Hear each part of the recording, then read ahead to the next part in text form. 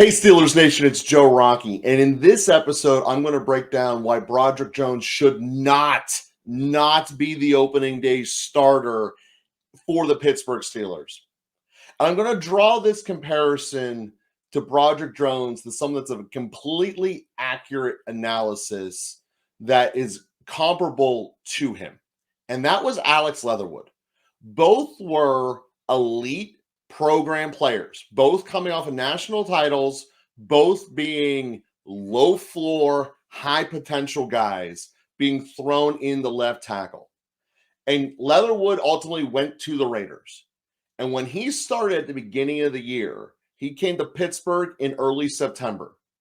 TJ Watt played against him for only 2 quarters.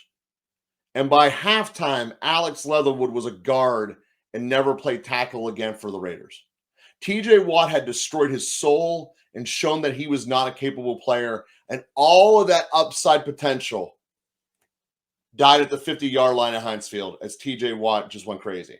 Now, ironically, a little bit later in the game, he also got hurt at the 50-yard line, but that's not the point that we're talking about here.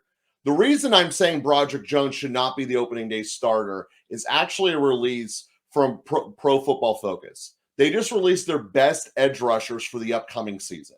And when we go through the list and who we are playing this year, we start the year with the San Francisco 49ers. Nick Bosa is the 3rd best edge rusher in football. Week 2, Cleveland Browns. Myles Garrett, Pro Football Focus's #1 edge rusher in the game. And then week 5, the Condor, when we go out to Vegas, and Max Crosby. Granted, Crosby's the only player on that team, but when you move edge rushers around, you're going to put them against the left tackle who's a rookie, opposed to the right tackle who didn't let up a single sack last year.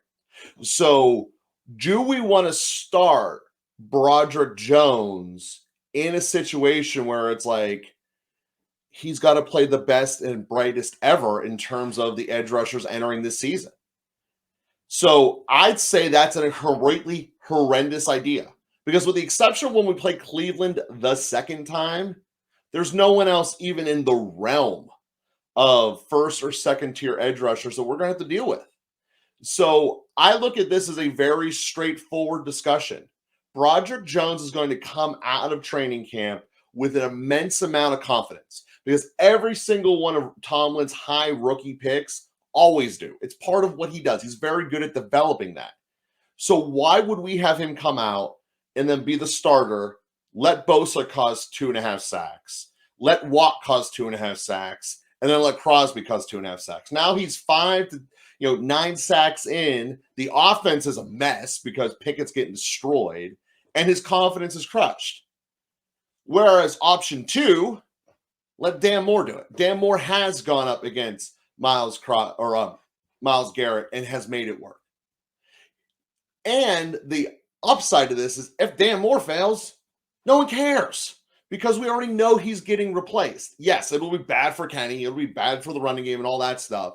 But overall, if Broderick fails in week 1, he's going to have this immense weight on his shoulders for the rest of the season that, quite frankly, Steelers Nation isn't going to let go.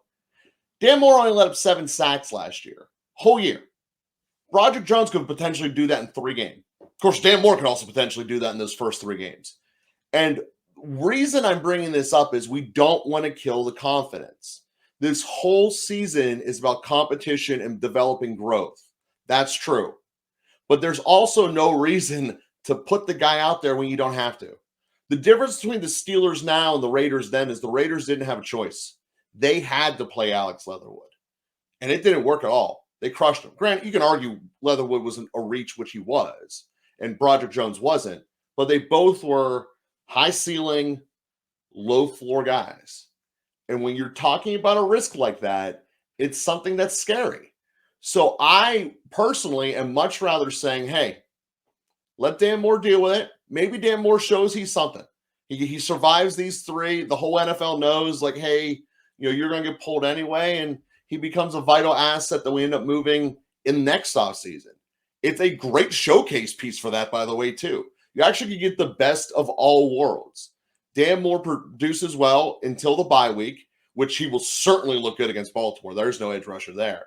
So we look at this and say, not only will we ensure that Broderick's confidence is there, but we're potentially having a chance to build up a high, probably overrated left tackle trade because he will have dominated Nick Bosa, Max Crosby, and Myles Garrett. Well, you have that kind of thing going for you. That's the way Steelers can get a second first-round pick. And this team already is looking jacked. You throw a second first-round pick on it next year, you got amazing potential. So overall, I know a lot of Steelers Nation doesn't want to hear it, but Broderick Jones, under no circumstances, should start week 1.